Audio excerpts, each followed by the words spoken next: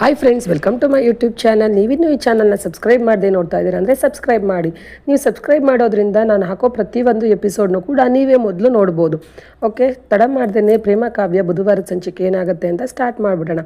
ಇಲ್ಲಿ ಕಾವ್ಯ, ಪ್ರೇಮ, ಡಾಕ್ಟರ್ ರಾಮು ಎಲ್ಲರೂ ಮಾತಾಡ್ತಿರ್ಬೇಕಾದ್ರೆ ಅಲ್ಲಿಗೆ ಸಡನ್ನಾಗಿ ಮಹಾದೇವ ಕೂಡ ಬಂದುಬಿಟ್ಟು ನನಗೆ ಗೊತ್ತಿತ್ತು ಪ್ರೇಮ ಅವ್ರು ಬದುಕಿದ್ದಾರೆ ಅಂತ, ಆದರೆ ಈ ಥರ ನಾಟಕ ಮಾಡ್ತಾ ಇದ್ದಾರೆ ಅಂತ ನನಗೆ ಗೊತ್ತಿಲ್ಲ ಅಂತ ಹೇಳ್ತಾರೆ. ಸಡನ್ನಾಗಿ ಎಲ್ಲ ಶಾಕ್ ಆಗ್ತಾರೆ, ಯಾರು ಇಲ್ಲಿ ಬಂದ್ರಲ್ಲ ಅಂತ ಹೇಳಿ ನೋಡಿದ್ರೆ ಮಹಾದೇವ ಬಂದಿರ್ತಾನೆ. ಅದೇ ಬಂಗ್ಲೆಗೆ ಬರ್ತಾನೆ. ಆವಾಗ ಅವನಂತಾನೆ, ಮತ್ತೆ ನನಗೆ ಗೊತ್ತಿತ್ತು ಪ್ರೇಮ ಅವ್ರು ಬದುಕಿದ್ದಾರೆ ಅಂತ, ಇದೇನಪ್ಪ ಎಲ್ಲ ನನ್ನನ್ನು ದೇವ ಥರ ನೋಡ್ತಾ ಇದ್ದಾರೆ ಅಂತ ಹೇಳ್ತಾನೆ.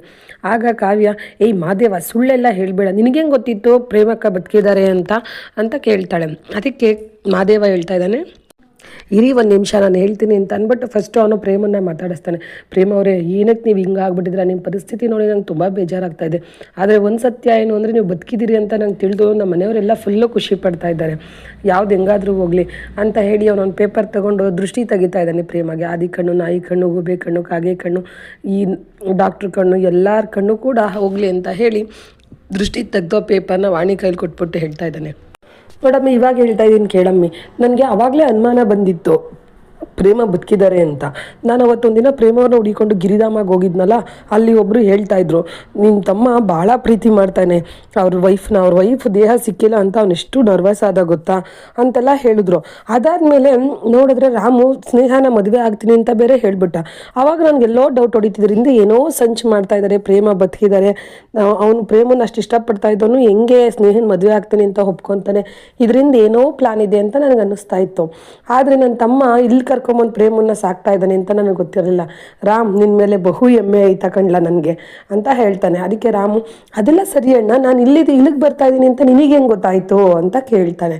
ಅದಕ್ಕೆ ಇವಳು ಕೂಡ, ಕಾವ್ಯ ಕೂಡ ಕೇಳ್ತಾ ಇದ್ದಾಳೆ, ಅಲ್ಲ ಮಹಾದೇವ ನಿನಗೆ ಹೆಂಗೆ ಗೊತ್ತಾಯಿತು ನಾನು ಇಲ್ಲಿಗೆ ಬಂದೆ ಅಂತ ಕೇಳ್ತಾಳೆ. ಅದಕ್ಕೆ ಮಹಾದೇವ ಹೇಳ್ತಾ ಇದ್ದಾನೆ, ನೀನು ರಾಮು ಕಾರ್ ಡಿಕ್ಕಿ ಹತ್ಕೊಂಡು ಕುತ್ಕೊಂಡ, ಅದನ್ನು ನಾನು ಟೆರಸ್ ಮೇಲೆ ಶೆಕೆ ಅಂದ್ಬಿಟ್ಟು ಹೋಗಿದ್ದೆ, ಅಲ್ಲಿ ನೋಡ್ತಾ ಇದ್ದೆ ನೀನು ರಾಮು ಕಾರ್ ಡಿಕ್ಕಿ ಒಳಗಡೆ ಅದು ಕೂತ್ಕೊಂಡೆ, ರಾಮು ಕಾರ್ ಸ್ಟಾರ್ಟ್ ಮಾಡ್ಕೊಂಡು ಬಂದ. ಆಗಲೇ ನನಗನ್ನಿಸ್ತು ರಾಮು ಪ್ರತಿದಿನ ಎಲ್ಲೋ ಹೋಗ್ತಾನಲ್ಲ ಇಷ್ಟೊತ್ತಲ್ಲಿ ಅಂತ, ಅದನ್ನು ನೀನು ಕಂಡಿಡಿಯಕ್ಕೆ ಹೋಗ್ತಾ ಇದೆಯಾ ಅಂತಲೂ ನನಗೆ ಗೊತ್ತಾಯಿತು. ಅದನ್ನು ನೋಡ್ಬಿಟ್ಟು ನಾನು ಕಾರ್ ಎತ್ಕೊಂಡು ರಾಮು ಹಿಂದೆ ಫಾಲೋ ಮಾಡ್ಕೊಂಬಂದೆ, ನೋಡಿದ್ರೆ ಇಲ್ಲಿಗೆ ಬಂದೆ ಅಂತ ಹೇಳ್ತಾನೆ. ಅದೆಲ್ಲ ಸರಿ, ಆದರೆ ಸ್ನೇಹನ್ಗೆ ಪ್ರೇಮ ದೆವ್ವ ಆಗಿದ್ದಾಳೆ ಅಂತ ಎದುರಿಸ್ತಿರೋದು ಪ್ರೇಮನೇ ತಾನೇ ಅಂತ ಹೇಳ್ತಾನೆ. ಅದಕ್ಕೆ ಹೌದು ಅಂತ ರಾಮು ಹೇಳ್ತಾನೆ. ಆವಾಗ ಮತ್ತೆ ಹೇಳ್ತಾ ಇದ್ದಾನೆ ಮಾಧವ, ಎದುರಿಸಿದ್ರೆ ಚೆನ್ನಾಗಿ ಎದುರಿಸ್ತಾ ಇದ್ದೀರಾ. ಆ ಚಿಕ್ಕಮ್ಮ ಅಂತೂ ಫುಲ್ ಎದುರ್ಕೊಂಬಿಟ್ಟಿದ್ದಾರೆ. ಅಂತೂ ನಮ್ಮ ಫ್ಯಾಮಿಲಿ ಇವಾಗ ಒಂದು ಲೈನಿಗೆ ಬಂತಪ್ಪ, ಈ ಖುಷಿಗೆ ನಾವು ಪಾರ್ಟಿ ಮಾಡಬೇಕು ಅಂತ ಅನ್ನಿಸ್ತಾ ಇದೆ ಅಂತ ಎಲ್ಲ ಖುಷಿ ಪಡ್ತಾ ಇರ್ತಾರೆ. ತದಾದ ನಂತರ ಕಾವ್ಯ ಹೇಳ್ತಾ ಇದ್ದಾಳೆ ಪ್ರೇಮಗೆ, ಅಕ್ಕ ಪ್ಲೀಸೇ ನೀನು ಇಲ್ಲಿ ಇರಬೇಡ್ವೆ, ನಮ್ಮ ಜೊತೆ ಬಂದ್ಬಿಡೆ, ನಾನು ನಿನ್ನನ್ನು ತುಂಬ ಚೆನ್ನಾಗಿ ಕೇರ್ ಮಾಡ್ತೀನಿ, ಇಲ್ಲಿ ಧೂಳು ಕತ್ಲೆ ಫೆಸಿಲಿಟಿ ಏನೂ ಇಲ್ಲ ಕಣಕ್ಕ ಅಂತ ಹೇಳ್ತಾಳೆ. ಹೌದು ಪ್ರೇಮ ಅವರೇ, ನೀವು ಇಲ್ಲಿರೋದು ಚೆನ್ನಾಗಿಲ್ಲ, ನೀವು ನನ್ನ ಮಾತು ಕೇಳಿ ಬಂದುಬಿಡಿ ನನ್ನ ಜೊತೆ, ನಾನಿರೋ ತನಕ ನಿಮಗೆ ಯಾವುದೇ ಒಂದು ತೊಂದರೆ ಆಗದಂತೆ ನಾನು ನಿಮ್ಮನ್ನು ಕಾಪಾಡ್ಕೊಳ್ತೀನಿ. ನೀವು ಸ್ನೇಹಾಗೆ ಏನು ಶಿಕ್ಷೆ ಕೊಡಬೇಕು ಅಂತ ಪ್ಲ್ಯಾನ್ ಮಾಡಿದ್ದೀರಾ ಅದನ್ನೆಲ್ಲ ನಾನು ನೆರವೇರಿಸ್ಕೊಡ್ತೀನಿ. ನೀವು ದೆವ್ವ ಥರ ಏನೇನು ಒಳಗೆ ಆಟಾಡಿಸ್ಬೇಕು ಅಂದ್ಕೊಂಡಿದ್ರೆ ಅದರಲ್ಲಿ ನಾವು ಕೂಡ ಭಾಗಿಯಾಗ್ತೀವಿ, ಬಂದುಬಿಡಿ ಅಂತ ಹೇಳ್ತಾರೆ. ಅದಕ್ಕೆ ಕಾವ್ಯ ಕೂಡ ಹೇಳ್ತಾ ಇದ್ದಾಳೆ, ಹೂನೇ ಅಕ್ಕ, ಆ ಸ್ನೇಹ ನಾನು ಸುಮ್ಮನೆ ಬಿಡಲ್ಲ, ಅವಳು ಈ ಜನ್ಮದಲ್ಲಿ ಅವಳು ಉದ್ಧಾರ ಆಗಬಾರ್ದು, ಆ ಥರ ನರ್ಕ ತೋರಿಸ್ತೀನಿ ಅವಳಿಗೆ, ಪ್ಲೀಸ್ ಅಕ್ಕ ನೀನು ಬಂದುಬಿಡೆ ಅಕ್ಕ, ನಿಮ್ಮ ಜೊತೆ ನಾವು ಭಾಗಿಯಾಗ್ತೀವಿ ದೆವ್ವದ ಆಟದಲ್ಲಿ ಅಂತ ಹೇಳ್ತಾಳೆ. ಅದಕ್ಕೆ ಮಹಾದೇವ ಹೇಳ್ತಾ ಇದ್ದಾನೆ, ಶಬಾಷ್ ಕಣಮ್ಮಿ, ನೀನು ಹೇಳಿದ್ದು ಕರೆಕ್ಟು, ಇಲ್ಲಿ ತನಕ ಒಂದು ನ್ಯಾಯ, ಇನ್ಮೇಲಿಂದ ಇನ್ನೊಂದು ಆಟ ನೋಡೇ ಬಿಡೋಣ, ಇನ್ಮೇಲೆ ನಾವೆಲ್ಲ ಸೇರಿಕೊಂಡು ಒಟ್ಟಿಗೆ ಅವಳನ್ನು ಎದುರಿಸೋಣ ಅಂತ ಹೇಳಿ ಕೈ ಚಾಚ್ತಾನೆ. ಅವನ ಕೈ ಮೇಲೆ ಎಲ್ಲರೂ ಕೂಡ ಒಂದೊಂದು ಮಾತಾ ಹೇಳಿ ಎಲ್ಲರೂ ಒಗ್ಗಟ್ಟಾಗಿ ಸೇರ್ತಾರೆ. ಒಟ್ಟುಗೂಡಿ ಎಲ್ಲ ಹೇಳ್ತಾ ಇದ್ದಾರೆ, ಇನ್ಮೇಲೆ ಅವ್ರಿಗೆ ನರ್ಕ ತೋರಿಸ್ಬೇಕು ಸ್ನೇಹಾಗೆ, ಇಷ್ಟು ದಿನ ಮೋಸಕ್ಕೆ ನಾವು ದೆವ್ವದ ನಾಟಕ ಆಡಾಯಿತು, ಇನ್ಮೇಲೆ ನಾವು ಸತ್ಯ ಬಯಲು ಮಾಡೋದಕ್ಕೆ ಸ್ವಪ್ನ ನಾಟಕ ಹಾಡಬೇಕಾಗತ್ತೆ, ಸೂರ್ಯ ಸ್ವಪ್ನ ನಾಟಕ ಹಾಡಬೇಕಾಗತ್ತೆ ಅಂತ ಹೇಳಿ ಎಲ್ಲ ಒಬ್ರ ಕೈ ಮೇಲೆ ಒಬ್ರು ಇಟ್ಕೊಂಡು ಒಟ್ಟಿಗೂಡ್ತಾರೆ. ಅಲ್ಲಿಂದ ಎಲ್ಲರೂ ಕೂಡ 4 ಜನನೂ ಪ್ರೇಮ, ಕಾವ್ಯ, ಮಹಾದೇವ, ರಾಮು 4 ಜನನೂ ಮನೆಗೆ ಬರ್ತಾರೆ. ಮನೆಗೆ ಮೆಲ್ಲ ಕದ ತೆಗೆದ್ಬಿಟ್ಟು ಒಬ್ಬರಿಂದೇ ಒಬ್ಬರು ಎಲ್ಲ ಬರ್ತಾ ಇರ್ತಾರೆ.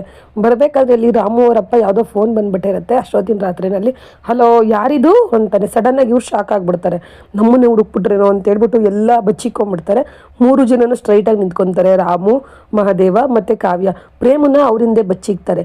ಆವಾಗ ಸರಿ ಅಂದ್ಬಿಟ್ಟು ಅವ್ರ ಮಾವ, ಇದೇನು ಇಷ್ಟೊತ್ತಲ್ಲಿ ನೀವು ಆಚೆ ಹೋಗಿದ್ದೀರಲ್ಲ ಅಂತ ಕೇಳ್ತಾರೆ.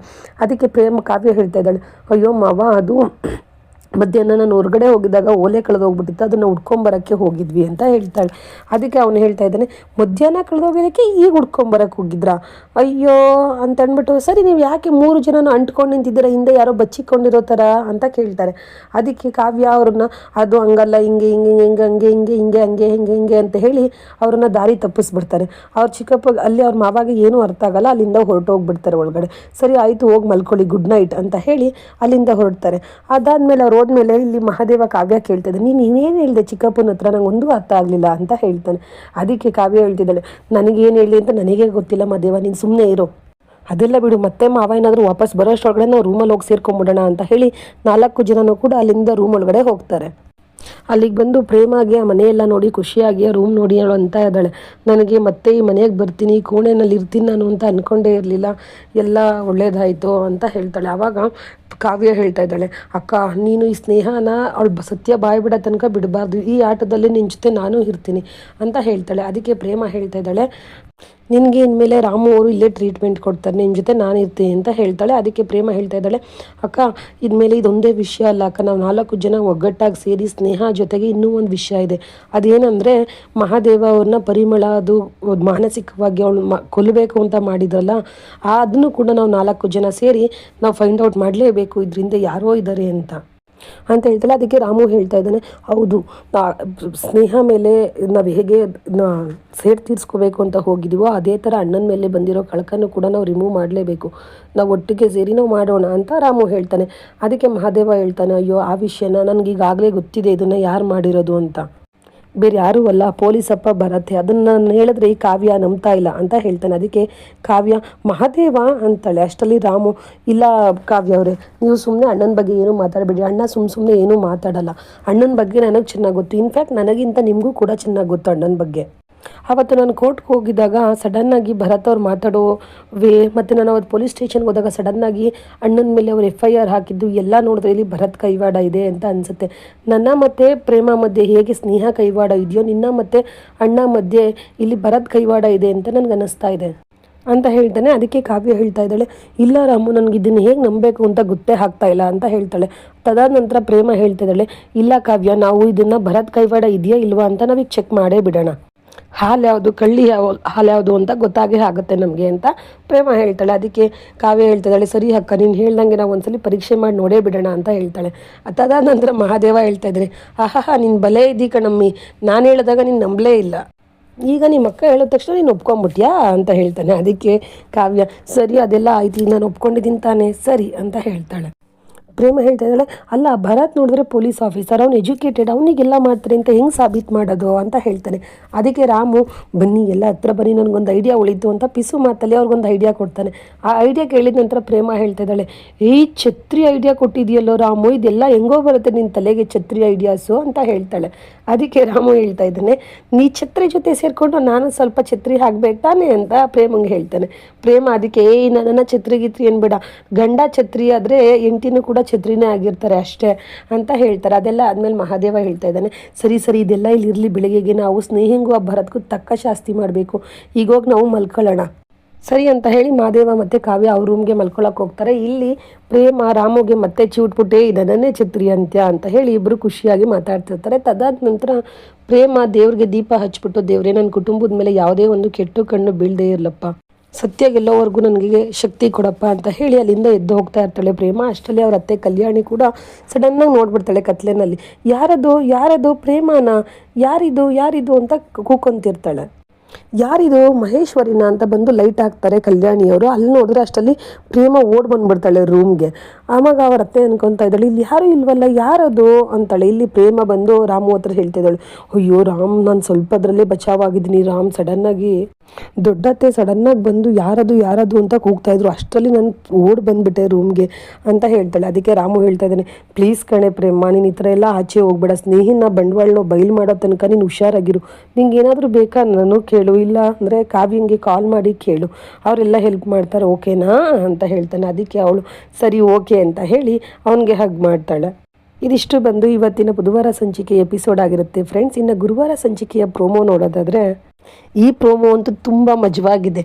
ಇಲ್ಲಿ ಮಹಾದೇವ ಮತ್ತು ಕಾವ್ಯ ಇಬ್ಬರು ಡ್ರಾಮಾ ಮಾಡೋಕ್ಕೆ ಸ್ಟಾರ್ಟ್ ಮಾಡ್ತಾರೆ. ರಾಮು ಮಾಡಿರೋ ಪ್ಲಾನ್ ಎಕ್ಸಿಕ್ಯೂಷನ್ ಮಾಡೋಕ್ಕೆ ಮಹಾದೇವ ಮತ್ತು ಕಾವ್ಯ ಇಬ್ಬರು ಜಗಳ ಆಡಿಕೊಂಡು ಮಹಾದೇವ ಮನೆಯಿಂದ ಆಚೆ ಆಗ್ತಾ ಇದ್ದಾನೆ ಕಾವ್ಯನ.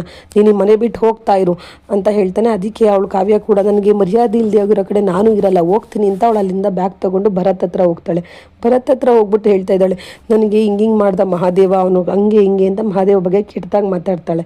ಅದಕ್ಕೆ ಭರತ್, ಕಾವ್ಯ ನೀನು ಯೋಚನೆ ಮಾಡಬೇಡ, ನಾನಿದ್ದೀನಿ ನಿನ್ನ ಜೊತೆ ಅಂತ ಹೇಳಿ ಅವ್ನ ಕೈನ ಮುಡ್ತಾನೆ ಅವನು. ಇದಿಷ್ಟು ಬಂದು ನೆಕ್ಸ್ಟ್ ಗುರುವಾರ ಸಂಚಿಕೆಯ ಪ್ರೋಮೋ ಆಗಿರುತ್ತೆ ಫ್ರೆಂಡ್ಸ್. ಫುಲ್ ಎಪಿಸೋಡ್ಗಾಗಿ ಈ ಚಾನಲ್ನ ಸಬ್ಸ್ಕ್ರೈಬ್ ಮಾಡೋದನ್ನು ಮಾತ್ರ ಮರಿಬೇಡಿ. ಸಬ್ಸ್ಕ್ರೈಬ್ ಮಾಡಿದ್ರೆ ನೀವೇ ಫಸ್ಟು ವೀಡಿಯೋಸ್ನ ನೋಡ್ಬೋದು. ಅಲ್ಲಿ ತನಕ ಬಾಯ್, ನೆಕ್ಸ್ಟ್ ವೀಡಿಯೋ ಅಪ್ಲೋಡ್ ಮಾಡೋ ತನಕ ಬಾಯ್ ಫ್ರೆಂಡ್ಸ್. ಹೀಗೆ ಸಪೋರ್ಟ್